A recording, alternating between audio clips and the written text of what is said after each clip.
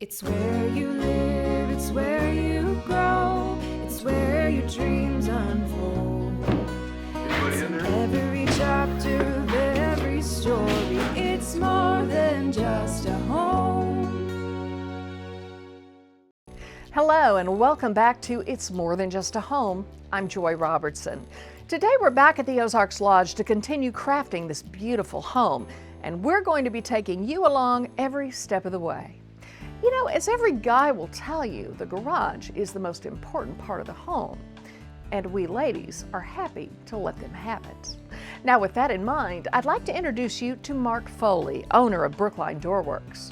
Rick caught up with Mark at one of his job sites to find out how modern garage doors are assembled. Let's go check it out. So Mark, I think we have a perfect home to illustrate what a real garage door is. Well, let's take a look. Okay. We use thicker gauge hinges. You can see some of these cheaper hinges that are so thin they have to put ribs in them. The ones we have, of course, have ball bearings, and they're very quiet. Come over here and I want to show you exactly what he's talking about. So inside the wheel, you'll see a bearing. And this bearing is what actually does most of the work. The wheel is just there to keep it on track, right? A lot of these things are very inexpensive, especially when you do it up front. For example, springs. These have torsion springs, which are by far the best method. Those have a more even pull on the door. Right. And then you can actually upgrade those for longer life for less than half the cost of a repair on one, and you can get over twice the life of it. So there's little things like that that make a big difference in the quality of the door. So when you say spring, tell us a little bit about how that works in relationship to the opener itself. Well, the door, it actually is a pretty heavy component. So the springs are what we call counterbalance. That allows you to be able to lift up this 150, 200 pound door easily because the spring is doing most of the work. The door can almost lift itself. The opener pushes and pulls the door and does some of the work, but if the spring breaks and you still use the opener, it can cause damage to the opener because it's not designed to withstand those heavy loads. Most of these operators nowadays have Wi-Fi included, so you can use a phone app and monitor the door and actually control the door. Yeah. The app is called MyQ. MyQ. And anybody can download that, it's free. And you can even add Wi-Fi to existing operators, but once you have it, then it's easy to download the app and then just use it. Well, that's great. I think they left this top panel for us to do. Are you up for it? I guess we can. We can try it. All right, let me get this ladder. Well, we will give it a shot. So this is the top. Top. Okay. So I'll walk over here. I was going to say, I'll give you the heavy side, but I think it weighs the same. And you see, this is a small door and it's still fairly heavy. Yeah, it is. It's nice and solid. So let's walk up the ladder together. Okay. Is there like a manufacturer warranty and then a workmanship warranty on the doors you install? Oh, yes. The doors from the manufacturer actually have a very long warranty, a lifetime warranty, in fact, against certain issues like delamination or rust through. Okay. Now our workmanship warranty is 2 years. 2 years. As you can see, this door, they've installed glass at the top panel, and that's always been a neat feature over the years. The trick is to get a glass panel that seals, and as you'll notice, these have the proper weather stripping and everything needed to keep moisture and water and air and keeps them sealed tight. Another thing that's you'll notice on this door, and it's optional on doors, it has insulated glass. And the insulated glass adds extra insulation, plus you get a lot of condensation if you have single pane glass. So insulated glass is the best way to go.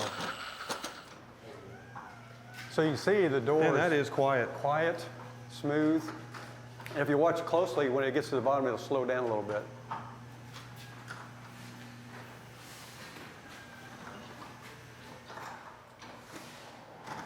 From an aesthetic standpoint, there are so many choices nowadays. You can have wood or looks like wood, and glass doors, aluminum doors, colors galore. So there's a lot of choices nowadays. Well, after hearing that, I'm confident that Rick picked the best people for the job when it comes to the garage door installation. We'll be right back. It's more than just a home.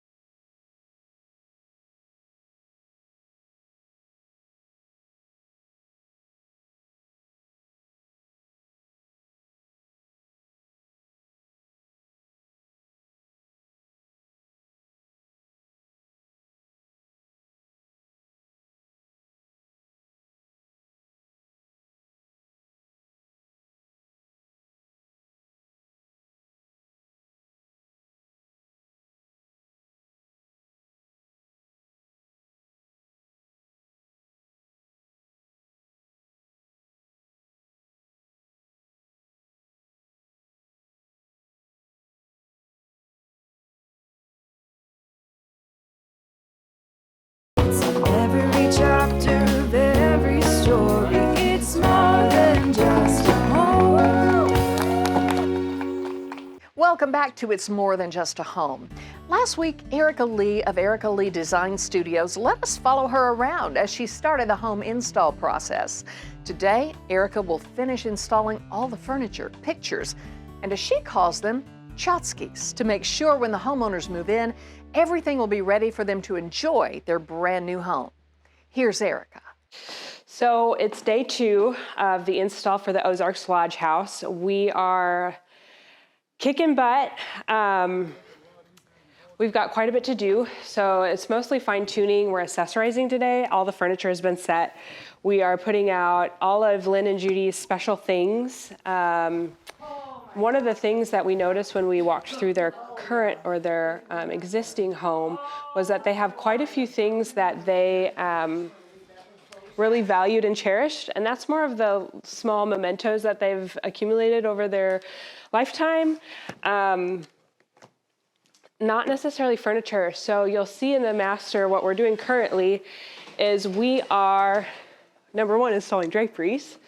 Number 2, we're trying to take all the things that they love and care about, and we're accessorizing the shelves with those things, trying to get a little bit of rhyme or reason to that.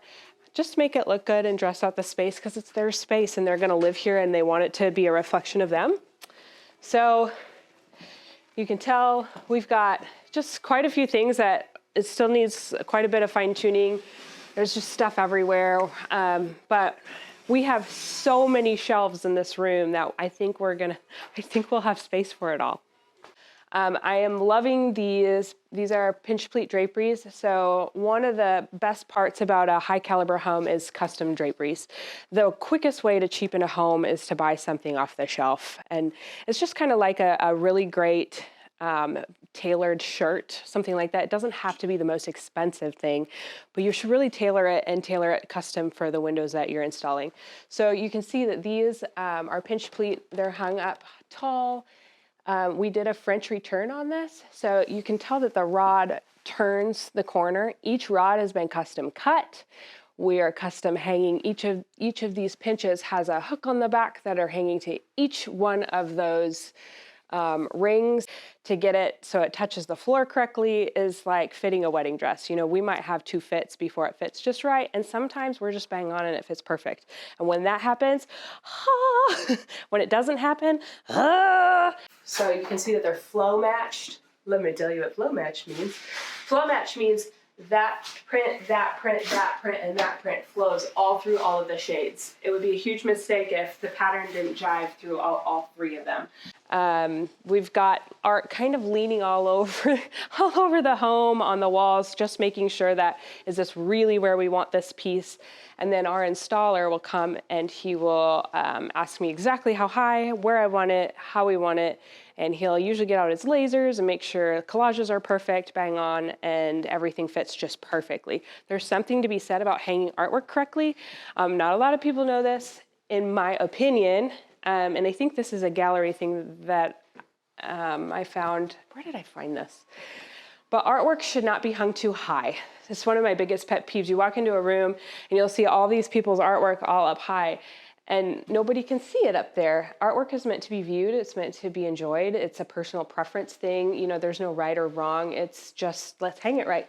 So usually the average eye height of somebody is 64 inches to their eyes. So what we usually do is find visual center of an art piece. So here, you know, this to me is the visual center. It's not the actual center of the piece, but this is visual center.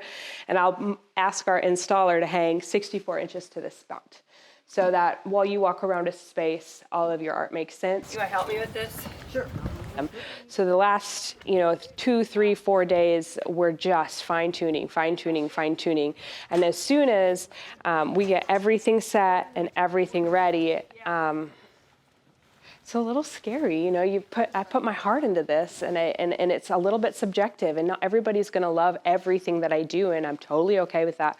But I get a little nervous right before. I'm a little nervous now. I didn't sleep last night. And I've done this a bajillion times, and still every single time, I really just care so much about that homeowner. I've worked with them for almost 2 years now.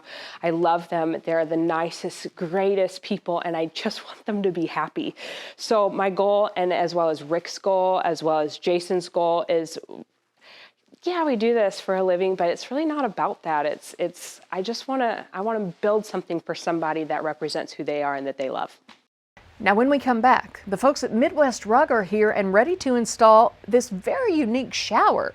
Stay tuned. We'll be right back. It's more than just a home.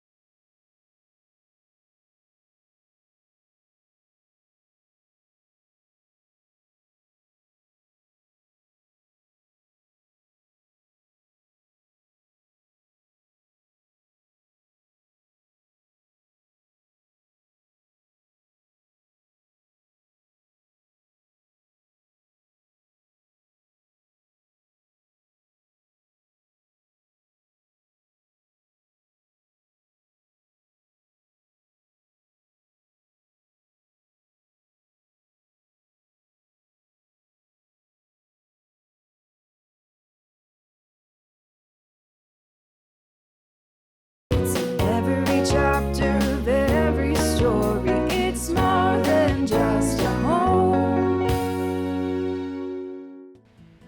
Now, I have a question for you. Are you a morning shower or an evening shower? Well, believe it or not, I found a website that lists the pros and the cons for each. So some of the pros for showering in the morning are better for oily or fine hair. Starts the day with a nice wake-me-up. Cons for showering in the morning include, well, you have to get up earlier and you have to wash your sheets a little more. Okay, but some of the pros for showering at night. It helps regulate sleep. It helps keep you from sticking to the sheets when you get all hot. The cons? The morning bedhead struggle is real. Whichever way you choose, having a nice shower helps.